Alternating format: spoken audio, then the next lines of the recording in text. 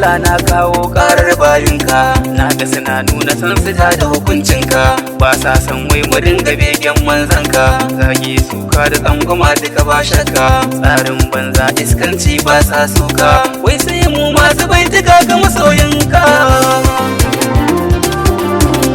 Magana zan faɗa ba zan gina furta ba, mu kuruciyar mu da kyau ba ta yi muni ba, yawon banza da rawar banza ba mu ba, ƙaunar Mahamudu muke babba dan babba, wai dan wawanci haka din bai dace ba, kuma me za a ce muna gun dan babba. Ina wani salam alaika shugaba, ya nabi na ƙaunar ka ce akan gaba, komai zaki ba za mu bari yaban ka ba, kai ka amince mu so ka ya mu ba, mai kin ka yaban ka ma ba za ya ji shi ba, ko da ya ji shi ma ba za ya so shi ba, makiyin manzo tabbas ba zai rabauta ba. Ya mai girman matsayi kai nake yabo, ban sirrin baitika na dinga ma yabo, mai iya kyautar baiwa mai rabar rabo, to me kin ambatan ka sunan shi tabo,